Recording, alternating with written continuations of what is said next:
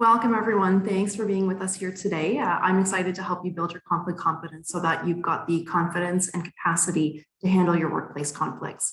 Got a lot of content to go over for you today. And at the end, I'll talk more about what working with me looks like and how mediation and coaching can support you with this.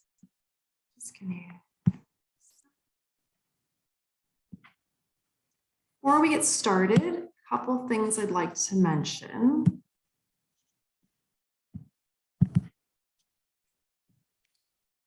First, I'd like to acknowledge that the land I'm speaking to you from today is the traditional territory of many nations, including the Mississaugas of the Credit, the Anishinaabeg, the Chippewa, the Haudenosaunee, and the Wendat peoples, and is now home to many diverse First Nations, Inuit, and Métis. The area now known as Toronto, the city skyline displayed on the screen now, is covered by Treaty 13, the Dish with One Spoon Wampum Belt Covenant, which bound inhabitants to share the territory and protect the land. As a settler, I strive to share in this promise. Second, I want to acknowledge that much of the research and writing that has been done on conflict resolution and on psychology, which is where a lot of this work comes from, it's Western influenced and predominantly been studied, written, and practiced by white males. So these are the dominant voices that we typically hear from and have been published, leading to a lack of diversity in studies and not everyone being represented. Some of what I talk about here today may have origins long before it was published, so I'll acknowledge the places where I've seen this work. That's likely not the first time that it was brought up. So while there is some more movement towards more inclusion and cultural awareness in the dispute resolution field and in psychology, I want to acknowledge that some of what I say to you today may not resonate, and I respect that. Feel free to take what's useful for you and leave the rest. I also want to acknowledge that power and privilege has a huge impact on how people deal with conflict, and because I'm presenting this from a Western perspective, it may not acknowledge the intersectionality that some of you out there have experienced or are experiencing currently. And for those of you that are struggling with conflict right now, I might make some of this sound easy today, and I know that it's not, especially when you're in the moment. My hope today is to give you some strategies you can use, but just know that there is support available. And if you're struggling with conflict, or if you've tried some of these things and they haven't worked, it doesn't mean that you're bad at this. These can be difficult, and it's a practice I think that we all struggle with to some extent. So I encourage you to keep trying, and that might be with support. We'll talk more about that at the end.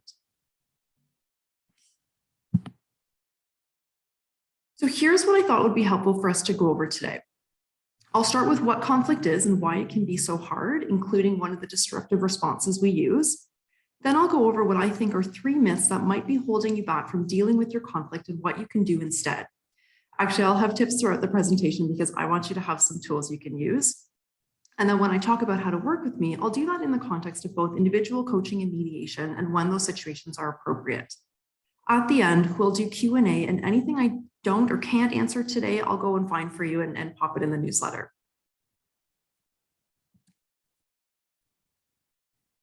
So conflict is stressful. This is for a number of reasons, but let me start at the beginning. No one is born good at conflict. It's a skill we have to learn, and many of us don't. It's really like a muscle that we have to strengthen and practice so we remember it. But let me start with what conflict is not. And that's what's called bad behaviors, BAHD, bullying, abuse, harassment, and discrimination. These are unacceptable behaviors, and not just in the workplace.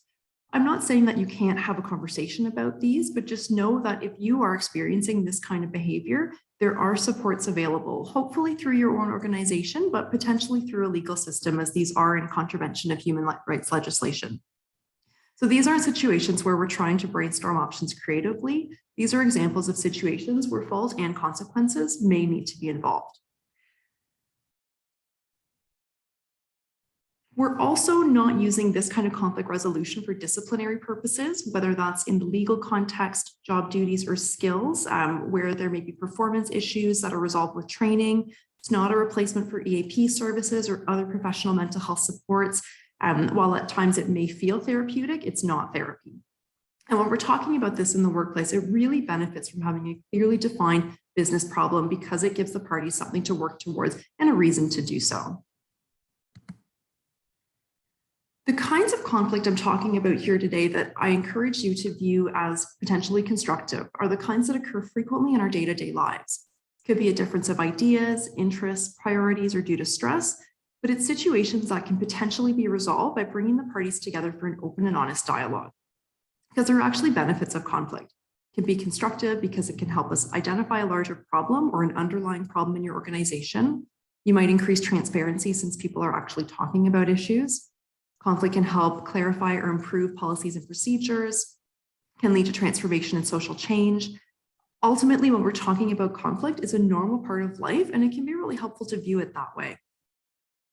Some of the benefits of conflict resolution are that it can help the persons involved to be heard, which can facilitate emotional processing, strengthen their relationship, and build trust. By hearing someone out, you might also shift your perspective and be better able to generate creative ideas to move towards a resolution. It helps us to take ownership of our own role in the conflict, can increase a sense of safety and demonstrate willingness on the part of the organization to address issues.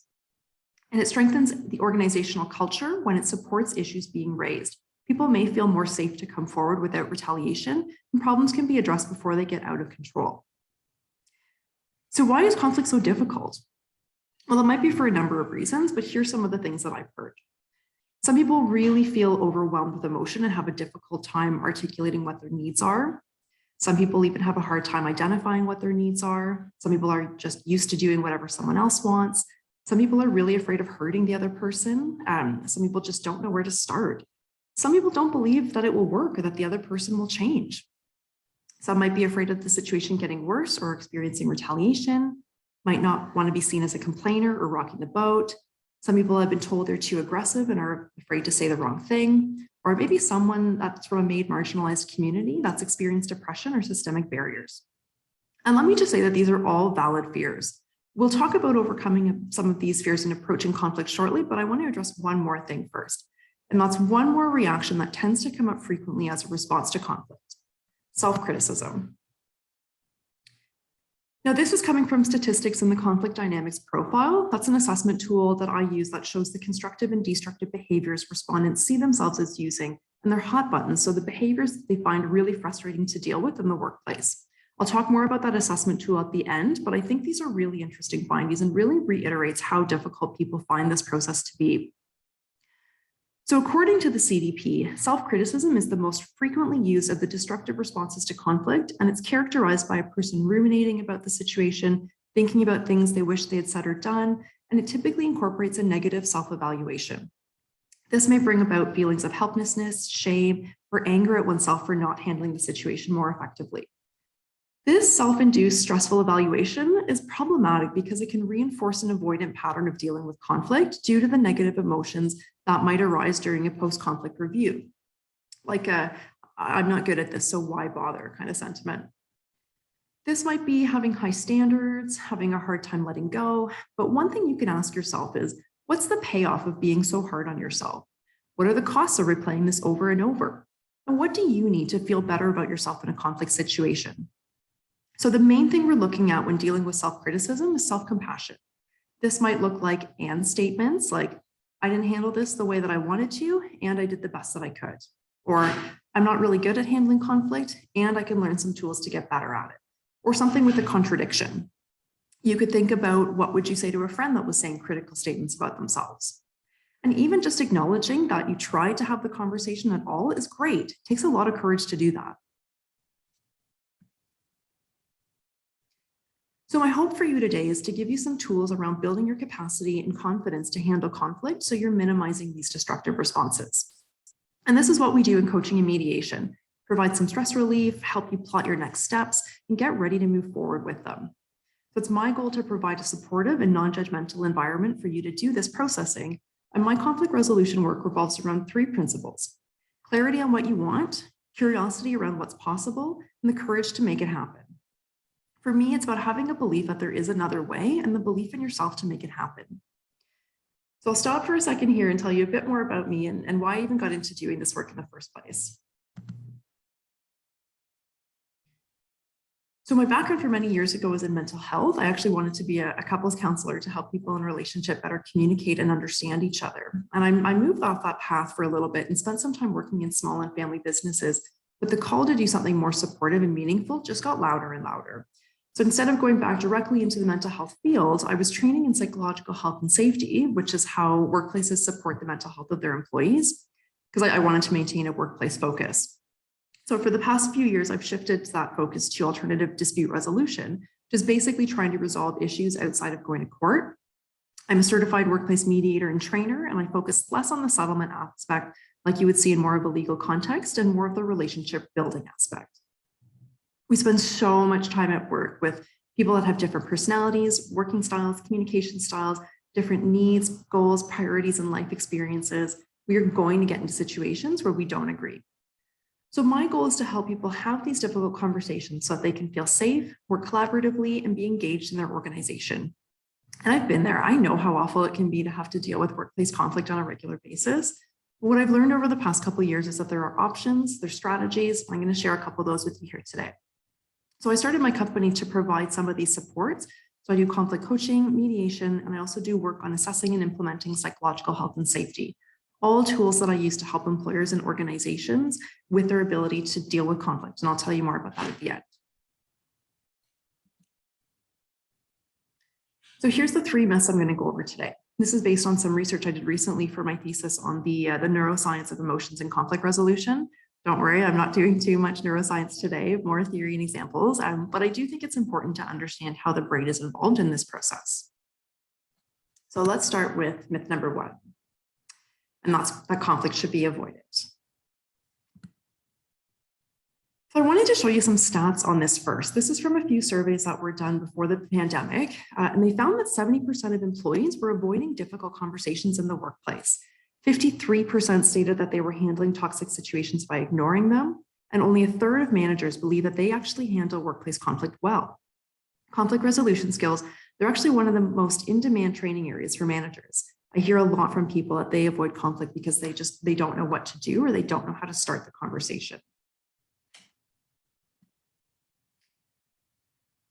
Another reason that avoidance is a common response, aside from not knowing what to do, is that it's a fear response and a part of our stress response system. You might have heard of this as fight, flight, freeze, or please, fawn, appease. Avoidance is related to the flight response, where if there's an escape route available, we're likely to take it. The fight response is one that we would use if we had the potential to win and no other options are available. And I mention these because the stress response is typically what's activated when we're scared to deal with a conflict. So the stress response, that's an evolutionary adaptation, and at times it's really important for us. In our early human days, being a part of a community was critical to our survival, and so any threat to this was truly a life or death situation. This response is also activated by context and environment. So for example, if you saw a bear in the woods, that would be an incredibly useful time for your stress response to activate. You don't have time to think through how to proceed. But if you see a bear in an enclosure at the zoo, not so much. The stress response is also impacted by what else is going on in our lives at the time. So for many people, the last almost 2 years have been really stressful. So we're already more likely to be dysregulated, and our system is likely to activate in places that it might not have previously. This stress response is problematic in conflict because none of these options are particularly conducive to resolution. Fighting brings us to a win-lose mentality. Flight means the situation will not be resolved at the time and could impact the other person's willingness to return to the resolution later. Freeze doesn't allow us to handle the situation at all. And fawn almost ensures that we'll not get our needs met, potentially leading to resentment and further conflict. So it's only when we can move past these initial responses that we're able to better assess the situation and how we want to, and are able to move forward in a way that's calm, confident, and composed. So how do we do that? The first thing we can do is engage some acceptance. And I don't mean that in the sense that we're okay with what's happening. It's more of an acknowledgement that the situation is difficult and it's something that we need to deal with. For the most part, ignoring conflict doesn't make it go away. In fact, it typically makes it worse. One of the things that I find helpful to keep in mind is that it's often not as bad as we think it is. And there's a reason for that. While our brain likes new things, it doesn't necessarily like ambiguity. And what I mean by that is if we encounter something where we've got less control or information, like a conflict with another person, we're more likely to judge something as negative in the absence of relevant information. So if we have a difficult conversation coming up with someone and we don't know how they'll react or what they're thinking, we're going to assume it's negative. And that's the ambiguity bias. This is also related to our approach versus avoid tendency when dealing with a new stimulus, or in this case, a conflict. There's a study from 2007 that found when we're operating from a place of fear, so the avoidance of danger, This had a stronger link with the belief that not avoiding a stimulus would lead to a negative outcome instead of a positive one. So people were thinking if they didn't avoid the situation, something bad was going to happen. Whereas operating from a place of curiosity, that's more likely to lead to approach behavior and associated with judgments of positive outcomes. So this is another thing that I'll keep encouraging you to do. Try to look at the situation with curiosity and keep some of those potential positive outcomes in mind, like the ones that we talked about at the beginning. In terms of being a support to your mental health, dealing with your conflict can actually lower your stress. You're no longer avoiding it, so it's not hanging over you. You're not holding it in or pretending things are okay. That takes a lot of energy to do so. Dealing with your conflict helps build resilience, and it can show what you're capable of. Like, we can do hard things. And when we go into it assuming there'll be a negative outcome, we're going to be a lot more worried and stressed about it, whereas we could go into it with curiosity and work towards a positive outcome. So let me give you a couple tips of how you can work towards that kind of positive outcome. We talked about it earlier, but I'm going to reiterate it here because it is a really important one. And that's checking out the fear. What's scaring you about a particular conflict or conflict in general? Where do you think that fear came from? How realistic is the fear? I had an example of this come up the other day where someone didn't want to deal with the conflict because they were worried about their job security. And that's a big one. I totally get that. So we looked at how likely that was to happen. Under what circumstances? Had something like that happened before to someone else? What could they do to mitigate that from happening? So in addition to looking at the source of fear, I'd encourage you to try to find the place where you have some agency and work from there. Another way of trying to mitigate the fear is to try and reduce some of the ambiguity around the situation. Can you plan the conversation? Can you set an agenda? Can you get some information from someone else in the organization around what's happening?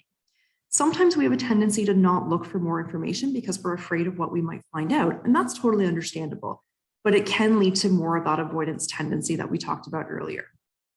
You could do variations of pros and cons. That might look like pros and cons of having the conversation, pros and cons of not having the conversation. Compare both pro lists and see where you have some agency to make those things happen. You could try and think of a time when you had a difficult conversation, it went really well, or it did something unrelated that was really hard and you didn't think you could initially. This is a little bit more resilience building, and that can be helpful for confidence. So the last tip before we move on, here's a script you can use to initiate the conversation. And I know sometimes these can sound a little cheesy, but it can be helpful to have an example or framework to go on. And so that's, I've noticed evidence or the observable behavior. I'm concerned about the business outcome at risk.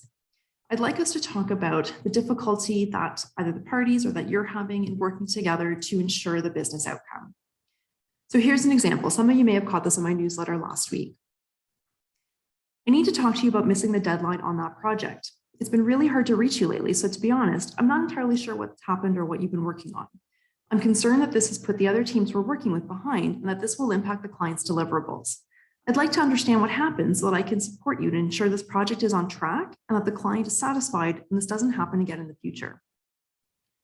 So I've covered off a lot of information in that couple sentences, given a clear direction in terms of what the problem is and the behavior that needs to be changed.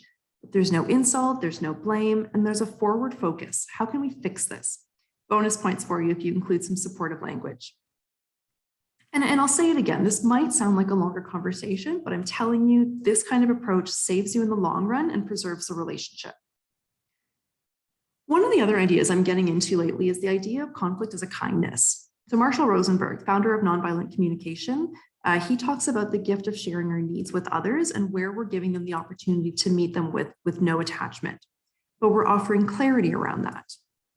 So that can be a helpful reframe to think of conflict as something that is constructive rather than destructive. You'll notice a lot of my language will include those terms, constructive or destructive, and sometimes it's adaptive or maladaptive. I try to stay away from positive or negative or good or bad because those are judgments and can be subjective. What we're looking for in conflict resolution is things that are working for you or not, things that are either moving things forward towards a resolution or escalating and prolonging it. And so I'm highlighting this now because it's going to come up in our next myth here. And that's that emotions are bad and have no place in conflict.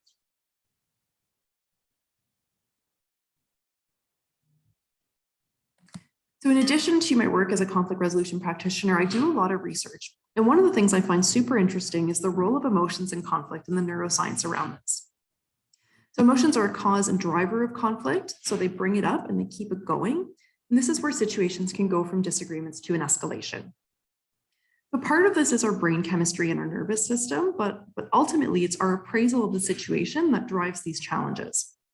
So it's only natural that they need to be involved in the resolution process.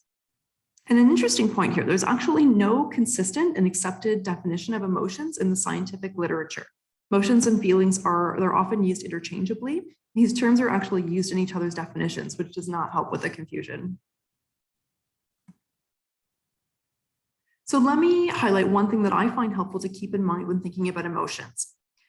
Emotions signal the presence of events that have potentially major implications for our well-being. So specifically, important threats and opportunities in the environment, something that would cause the individual to focus on concerns that require immediate attention. This will also involve the thinking process, so how we feel about what's happening. And so to put it really simply, emotions can be considered the physiological response. Another part of the definition is that the event that elicits the emotional response, whether that event is an internal state shift, one's own behavior, or external stimuli, that's got to be of importance to the person experiencing the emotion. So this is to say that we don't typically get emotional about something we don't care about. This is important to our conversation on conflict, where we might see strong emotions, so they can be considered markers of what's truly important to someone and should be explored further. Emotions are a deeply personal experience based on our physiology, our childhood experiences, how we've been taught to understand them, and this is even before we add on our adult experiences and our language capabilities to describe our emotions.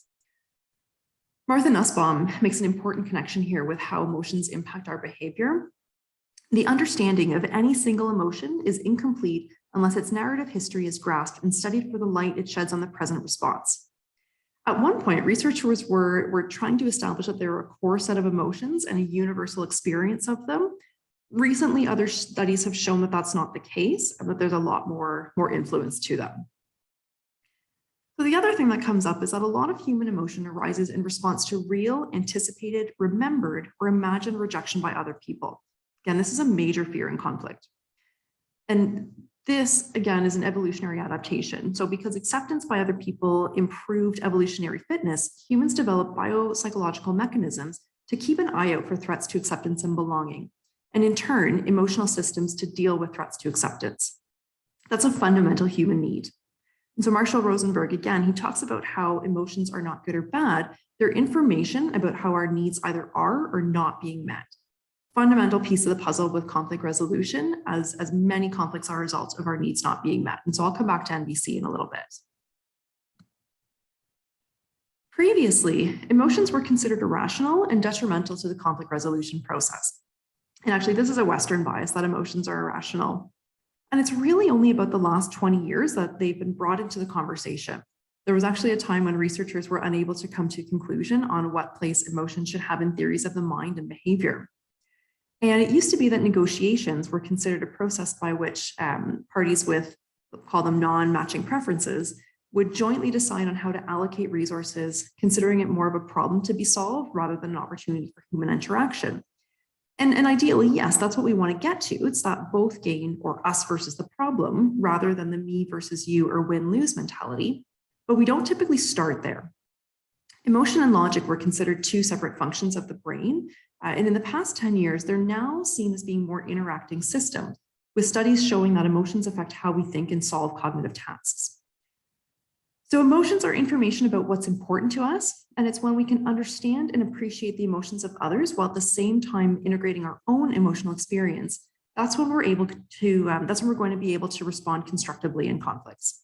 And moving through the emotions is important to get to that problem solving part. It's really hard to try and come up with solutions when you're still processing your emotions. And so there's three basic components of the emotional experience: behavioral, cognitive, and physical. The behavioral component can be considered communicative. So it's how the emotional experience is expressed, whether that is by verbal or nonverbal behaviors, intentional or unintentional communication, and it may also be affected by the culture in which we associate or find ourselves. The physical component, that's our bodily experience. So the way the emotion makes us feel in our body and what makes the experience compelling or real for us. That's also linked to our identity because it requires a sense of self, which is also what makes it compelling and potentially something that leaves a mark in our memory. The cognitive component deals with the role of our mind in the emotional experience, including the way we appraise the situation in a way that is relevant to us. So this can be considered what predicts emotions.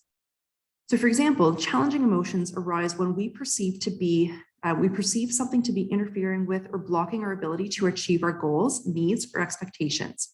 Whereas more enjoyable emotions result from achieving our goals or receiving unexpected gains or benefits. We might have attributional tendencies similar to our biases, and that might influence the likelihood to which we skew more positive or negative in our interpretations of our emotions. And while all three of these components are related to how emotions impact conflict, it's our cognitive appraisals that most impact our willingness to address the situation. So if we incorrectly attribute someone's contribution to the conflict as being destructive, we may have a harder time trying to come to a resolution with them. So just an example in the workplace, if you think somebody is deliberately trying to sabotage your work, you're more likely to be angry, and that's going to impact how you show up in the conflict. If you can try to look for alternative explanations and don't immediately go to a judgment like that, again, we're approaching this with curiosity, it's easy to find ways to move forward.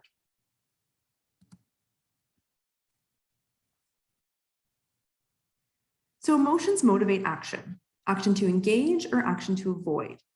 Accumulated levels of emotions, these are called emotional energy. They fuel conflicts and how people behave. So these researchers call them positive and negative, so I'll stick with those names. Their study found positive emotional energy encouraged collaboration through confidence, trust, and willingness to take action, whereas negative emotional energy represented anger, resentment, and drove more conflictual action. A loss of emotional energy was characterized by feelings like shame and hopelessness, leading to a lower tendency to take action or engage in the conflict. So I've talked about emotions as being important in conflict, and that's in the sense that they give us information about what's important to someone and what their current experience is of the situation. These are typically pretty intense in conflict, but emotions are designed to come and go. When we start to get stuck in them, that's where we might see escalation in the conflict or really having a hard time moving forward in it. So we really want to do an exploration of what's going on to help people move through this negative emotional energy to the positive side. And we do that with a number of different interventions, such as if someone is really attached to their position, what's underneath that? Identifying the things that are really important to them, and even creating a non-judgmental space to talk about and process the emotions that are coming up.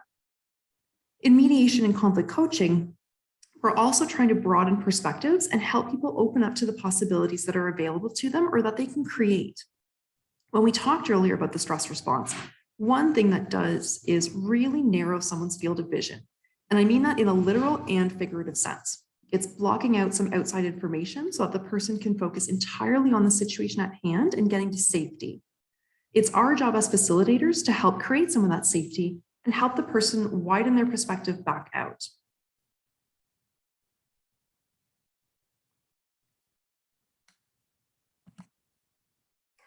The first suggestion for dealing with emotions comes from Martha Nussbaum's work and involves accepting emotions as part of the reasoning process itself. Again, we're talking about acceptance. Rather than looking at emotions and reasons being two separate processes that we engage in, we can see how they're intertwined through the various brain regions and how they impact each other. And this was echoed by Lisa Feldman-Barrett when she talked about how emotions are complex systems. Reason doesn't rule emotion, but it's part of this system. The second one here, Nussbaum also discussed how emotions are actually complex cognitive structures and have a narrative form and shape our emotional and ethical reality through the stories we tell ourselves about who we are and what we feel. Her work was again echoed by Barrett when she talked about how the words we use impact ourselves and others. And while the content may not be particularly problematic, the way that we talk about it is. She gives an example using the words anxiety and depression, referring to them as just labels, whereas there are other words to describe the experience using arousal and sensation. If I can give you a personal example here, if I said I was anxious about this presentation, that might actually escalate things and make me feel even worse. If I can put some more detail to it, something like, I'm really nervous about this presentation, so I'm getting a little bit more specific there, And then if I try to look at where that's coming from, I can start to make some more movement through. So getting more specific here is called emotional granularity. Once we're better able to label our experience, this actually leads to more resiliency. So 2 resources that are really helpful for this are the feelings and needs list from the NBC website. I have a few older posts on this on Instagram, and the wheel of emotions. It shows ones that are really similar to each other. And so that can help with determining where you are based on the intensity that you're experiencing. Another technique I find so helpful is using the phrase, the story I'm telling myself is. And that's for 3 reasons. Number 1, it puts some space between the emotion and the narrative, which creates more room for us to respond rather than react. Number 2, it gets away from something being a fact. It's reminding ourselves that this is a narrative that's happening for us and it's not necessarily a truth. The 3rd reason is that if you use the statement with someone else, like in the conversation, you're not making an accusation about something, you're describing your experience, and that can help to reduce the potential for defensiveness. So if I go back to that example and say, I'm really nervous about this presentation, and the story I'm telling myself is that everyone's going to hate it. So now, even just hearing that out loud, I'm likely to think, okay, I can see where that escalated, and I can start to change the narrative to something like, I have some friends on the call, they're going to be supportive. A lot of this information is coming from scientific literature, so I'm not just making it up. If there's challenging feedback, I can try to take it constructively. So by being conscious of that narrative and the words that we're using, we're better able to understand our experience and therefore how it may be affecting us and others, which is critical in conflict resolution. Another way of naming the emotion in conflict comes from nonviolent communication, and that's using because I, when explaining our emotional state to someone, to be really clear on how we're being impacted, take responsibility for our emotions, and avoid placing blame on the other person. So an example of this technique would be in saying, I'm angry because you're late. You could try something like, I'm angry because I needed information from you before that meeting and I wasn't able to answer a few questions. So this also provides an opportunity to get clear on what we need or needed in the situation, which can be a step towards resolving a conflict through communicating this to the other party. In the CDP report, expressing emotions is considered to be a constructive response as it enables more effective communication through helping the other person get clear on our emotional experience. Again, reducing that ambiguity. It demonstrates honesty, that helps build trust, and it gives the other party an opportunity to hear and reflect back their understanding of our experience. I've mentioned this before, but to develop this response, they suggest being clear on the emotions, why they're coming up, and how specifically they're being impacted by the other party, being prepared to express the emotional experience clearly and specifically, and asking for clarification or feedback to confirm a mutual understanding. So naming the emotion is what's called implicit emotion regulation, where we're just acknowledging it, not actively trying to change it. In the last one here, explicit emotion regulation is that attempt to reframe or change it. So this might include behavioral or physiological interventions like visualization or breathing exercises, could be temperature change. Les Greenberg, one of the founders of emotion-focused therapy, talks about changing emotion with emotion. So that uses a prescribed sequence of emotional states to move towards a resolution. And it basically goes from a dysregulated state, not really knowing what the emotional experience is, doing some work to uncover that, and moving through some of that emotional granularity to come to a place of understanding and acceptance. One of the things they point out is that if there is fear and shame coming up, there's 2 parts underneath those emotions. There's a core unmet need and a negative evaluation of oneself. So they would separate these things and identify them individually and introduce contradictions to challenge those negative self-evaluations. If you remember at the very beginning, I talked about how feeling not good at conflict can be something that comes up for us and lead to avoidance. So I challenge that by stating that no one's born good at conflict, and it's something that most of us haven't learned. So there's also a counterintuitive approach to dealing with emotions. Don't talk about your emotions or feelings. Instead, you could talk about your values or what you've lost in the situation. This can be especially helpful in conflict resolution because it points directly to what our needs may be rather than a state that someone may have trouble identifying and articulating. Identifying what one has lost or what they're afraid of losing points directly to what they value and what they may need to ask for. Emotional processing can be overwhelming, so I encourage you to do what's within your capacity, and that might just be little bits at a time and with support.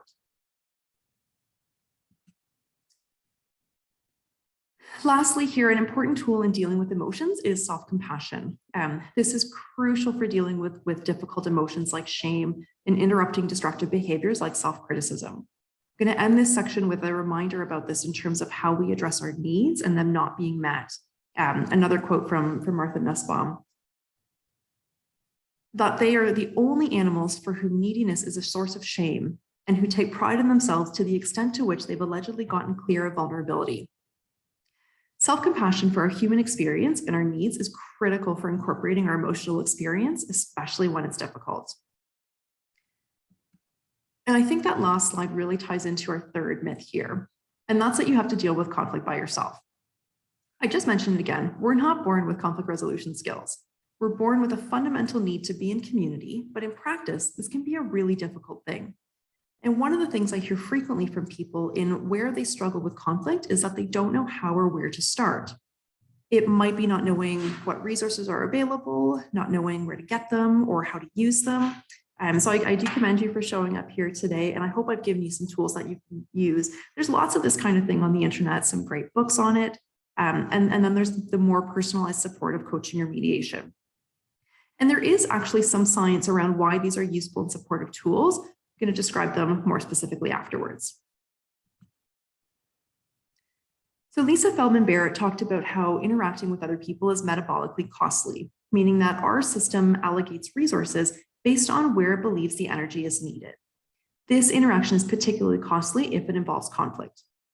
She went on to state that the best thing for our nervous system regulation is another person, where we help each other replenish this energy source in our body budget. But it can also be the worst thing, where withdrawals are made if we think someone is judging us negatively or their reaction is ambiguous. We've talked about how ambiguity shows up in conflict earlier today. This also shows up in the concept of nervous system co-regulation, one area that comes from polyvagal theory, which involves the reciprocal sending and receiving of signals of safety, or the way that our nervous systems interact with someone else's in a way that facilitates emotional and physical stability. So this can be achieved in coaching, even over Zoom, because you have someone there that's supporting a safe and non-judgmental environment, one where you've got the space to process some of the more difficult emotions and parts of the story, and someone to help you create a space between those emotions and your reactions. When someone's modeling a calm and supportive environment, this actually signals to your brain that things are safe and can be downregulated. So it's not to say that this is an instant process, especially if there's trauma involved, but building this trust is an important part of building that ability to be de-escalated. This is something that we also do in mediation. The mediator remains calm to model that behavior. The other part of working with someone is that perceptions really change when you verbalize them. So when you hear yourself say something out loud, it's so different than just hearing it in your head. And our brains can keep us looping in the same story. If you're someone that's prone to catastrophizing, that continuous internal processing can actually make things work. By talking to someone, you're already shifting how you process something because of the different process of verbalization. Writing is also really helpful for this, but when you talk to someone, it's even more so. And while venting can feel really good, that's not what we're doing in coaching. Of course, there's time to tell the story, but we're not getting stuck in it. When you vent to someone, that can actually lead to more anger and frustration building up. And the other thing we find here is that it can make people even more attached to their side of the story, since they have someone encouraging them and possibly agreeing with them. So in coaching and mediation, we're trying to do things differently. I mentioned earlier about widening our field of view. While we might agree with and validate your experience, we're going to be asking questions that are designed to widen your perspective. In questions, you may have heard this before, they're one of the things that activate the prefrontal cortex. So this is the part of the brain that's considered responsible for executive functioning. There is some movement away from calling it the rational part of the brain because it is also involved in emotional processing. For our purposes today, let's think about it as the part that does the heavy lifting on the appraisal of the emotions. It judges other people's attitudes towards us and some more complex cognitive tasks like working memory, making decisions, learning rules, and behavioral flexibility, like, what should I do in this circumstance? It's important to note with the prefrontal cortex that it's not always right. It's making decisions and processing information, but this is based on prior experience and what's already there.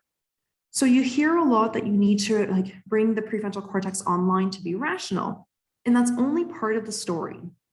It's going to use the information it has, bring in more if it's available, and it'll fill in gaps, but people are still going to do this through their own lens, which is one of the reasons why data is not always convincing to someone. This is something else that can happen. So when information is perceived to be threatening, the prefrontal cortex basically disengages, and the limbic system, which is considered to have more of the responsibility around emotions, that engages. Sorry, that's a really simplified way of saying it, but it's okay for our purposes today. So in coaching and mediation, the kinds of questions that we're using are designed to encourage the sharing of information, to promote an understanding of the self and the other person, to ultimately find out what's important to everyone and what they need to move forward. In coaching, once the person has a sense of that, we actually move to a practice component to help them get ready to take those next steps that they need. And this is helpful for a couple of reasons. It helps them get clear in how they want to show up in the action they're taking. It helps them clarify the messages that they want to get across, and it gives them a chance to try out some of these steps and see how they resonate. And in doing all of this, you're creating something similar to a muscle memory. So your brain is more prepared when you move forward, and you prime the prefrontal cortex to be a more active participant in the situation. So we're asking a lot of what and how questions, not why questions. These can make someone pretty defensive. The particular type of question that's asked can also be what makes the difference between the prefrontal cortex being engaged or not. So one of the last things I hear come up is around a fear of asking for help or feeling like you deserve it. And this is especially true if there's a belief that nothing will change in the situation, or there might be a fear around change and wanting to be safe or to be saved. Like, why can't the other person just do it? And I hear you, this is not easy stuff, but it's really not easy for doing it on your own. And I can't tell you how many times I've heard from someone how much better they feel after talking about it. Whether that's at a session with me or with someone else, you don't have to just hold this in and live with it. So thank you so much for being with me here today. I truly hope this was helpful for you and you're feeling a little bit more confident that conflict can be a productive experience. I will be doing more of these webinars in the future. Maybe one day I won't try to jam so much information, but I doubt that. So please feel free to email me any questions that we don't get to today or anything you want to learn more about.